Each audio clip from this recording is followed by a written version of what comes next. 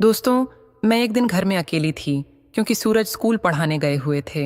मैं नहा रही थी, तभी अचानक दरवाजे पर दस्तक सुनाई दी। मैंने दरवाजे की दरार से झांक कर देखा और समझ गई कि बाहर राजू खड़ा है। जैसे ही मैंने दरवाज़ा खोला, राजू ने मुझसे कुछ कहे बिना मुझे अपनी बाहों में कस लिया। अब आपको अपनी कहानी सुनाने जा रही हूँ। मेरा नाम पूजा है, मेरी उम्र 25 साल है और मैं एक गरीब परिवार से हूँ। मैं सुंदर और आकर्षक हूँ, लेकिन जब मेरी शादी की उम्र आई, मेरे पापा के पास दहेज देने के लिए पैसे नहीं थे। जब भी कोई रिश्ता आता, लोग बड़ी बड़ी मांगें करते और दहेज भी मांगते, जिससे मेरे पापा को इनकार करना पड़ता। फिर एक दिन एक आदमी शादी का प्रस्ताव लेकर आया। उसने न तो कोई दहेज मांगा और न ही कोई अन्य मांग रखी। ये सुनकर मेरे पापा ने शादी के लिए हाँ कर दी। मुझे मजबूरी में इस शादी के लिए तैयार होना पड़ा। मेरे पति का नाम सूरज था, जो स्कूल में अध्यापक थे। मैं सूरज की दूसरी पत्नी थी। उनकी पहली पत्नी का नाम रीमा था, लेकिन जब वह बीमार होकर चल बसीं तो सूरज के जीवन में गहरा दुख छा गया। उनकी पहली शादी से उन्हें एक बेटा हुआ था, लेकिन रीमा के निधन के बाद सूरज का घर संभालने की समस्या आ खड़ी हुई। आसपास के लोग सूरज को दूसरी शादी की सलाह देने लगे और उन्होंने बिना देर किए मुझसे शादी कर ली। उस समय मेरी उम्र 25 साल थी और सूरज की उम्र 40 के पार हो चुकी थी। विवाह तो हो गया, लेकिन मेरी असल जिंदगी की तकलीफें धीरे धीरे सामने आने लगीं। मैं जवानी से भरी हुई थी और सूरज की नज़रों में मेरी सुंदरता हमेशा चमकती रहती थी। वह मुझसे मिलने के लिए इतने बेचैन रहते कि जैसे ही घर आते मुझे पास खींच लेते और अपनी इच्छाओं को पूरा करने की जल्दी में रहते। लेकिन उनकी मर्दानगी ज़्यादा देर तक नहीं टिक पाती। थोड़ी देर की छेड़खानी के बाद वह एक तरफ सो जाते और मैं उनकी इस असंतोषजनक स्थिति से तड़पती रह जाती। मेरी इच्छाएं और भावनाएं अनसुनी रह जातीं और मैं हर रात तड़पती रहती थी।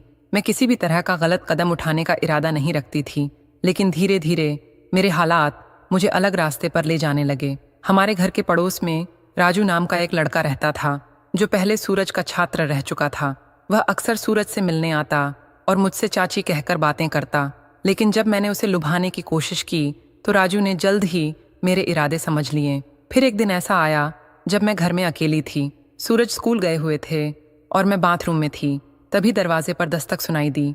मैंने दरवाजे की दरार से देखा और तुरंत पहचान गई कि बाहर राजू खड़ा है। दरवाज़ा खोलते ही मैं ऐसे चौंकी जैसे चोरी करते हुए पकड़ी गई हूँ। मुंह पर हाथ रखते हुए बोली, तुम हो? राजू ने हंसते हुए कहा। क्या हुआ चाची, मेरा आना आपको अच्छा नहीं लगा? उसकी नज़रें मुझ पर टिक गईं और वह कुछ देर तक बस देखता ही रहा। उस समय मैं नहाने के बाद आई थी और मेरी साड़ी गीली थी, जिसके कारण मेरा शरीर साफ दिखाई दे रहा था। राजू की आंखों में एक अजीब सी चमक थी, जैसे वह मदहोश हो गया हो। मैंने झूठा गुस्सा दिखाते हुए कहा, क्या देख रहे हो? बेशर्म हो तुम। बैठो, मैं नहा कर आती हूँ। जैसे ही मैं वापस मुड़ने लगी, राजू ने मेरा हाथ पकड़ लिया। उसकी आंखों में मेरी ओर देखने की एक अलग ही बात थी और उसका सारा शरीर कांप रहा था। वह मुझसे बोला, नहाना तो तुम पहले ही कर चुकी हो, अब मैं तुम्हें नहला दूंगा। मैं थोड़ा हैरान हुई, लेकिन अंदर से वह सब चाहती थी जो अब होने जा रहा था।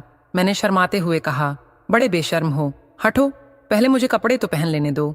राजू ने मुस्कुराते हुए कहा, अरे इतनी जल्दी क्या है, कपड़े बाद में पहन लेना, इतनी गर्मी है, वैसे ही ठंडक मिल जाएगी। वह मुझे और जोर से अपनी बाहों में भरने लगा और मैं भी विरोध नहीं कर सकी।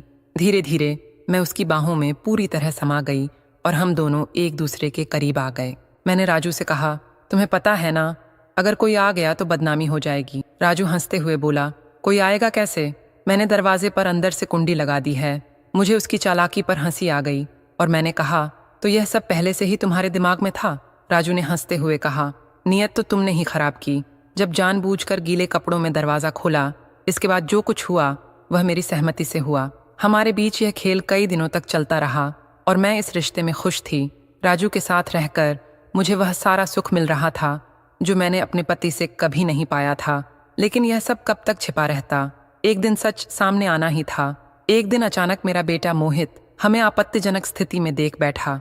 उसकी आंखों में हैरानी और गुस्सा था। वह चिल्लाया, माँ तुम यह क्या कर रही हो? मैं पापा को सब बता दूंगा। मोहित स्कूल से घर आया था और सीधे अपने पिता सूरज के पास गया और सब कुछ बता दिया। सूरज को पहले तो यकीन नहीं हुआ, लेकिन जब वह घर पहुंचा तो दरवाज़ा बंद मिला। उसे शक हुआ और वह राजू के घर गया, लेकिन राजू भी गायब था। शाम तक यह खबर पूरे मोहल्ले में फैल गई कि सूरज की दूसरी पत्नी पूजा किसी राजू के साथ भाग गई है। लोगों को ज्यादा आश्चर्य नहीं हुआ क्योंकि उन्हें पहले से ही पता था कि सूरज ने एक जवान लड़की से शादी करके गलती की थी। उधर मैं और राजू एक दूसरे शहर में आ गए थे। हम दोनों एक दूसरे से प्यार करते थे और हमने वहां जाकर शादी कर ली। अब हमारी नई जिंदगी शुरू हो चुकी थी। मैं राजू के साथ बहुत खुश थी और वह मुझे वह सब सुख दे रहा था जो एक पत्नी को अपने पति से मिलना चाहिए। राजू के साथ मुझे वह खुशी मिली जिसका मैंने हमेशा सपना देखा था। अब मैं पूरी तरह से अपनी नई जिंदगी में रम गई थी। मैं और राजू एक दूसरे के साथ बहुत खुश थे। मैंने पीछे मुड़कर कभी नहीं देखा और अपने फैसले से पूरी तरह संतुष्ट थी। हमारे रिश्ते में अब कोई झूठ या छुपाने की जरूरत नहीं थी। हम दोनों ने अपनी दुनिया बसा ली थी और इसमें कोई रुकावट नहीं थी। राजू का साथ पाकर मुझे जो खुशी मिली वह अविस्मरणीय थी। दोस्तों, ये मेरी कहानी थी। उम्मीद है कि आपको यह पसंद आई होगी। अगर हाँ, तो इस वीडियो को लाइक करें और चैनल को सब्सक्राइब करना ना भूलें। फिर मिलते हैं एक और दिलचस्प कहानी के साथ। तब तक के लिए धन्यवाद।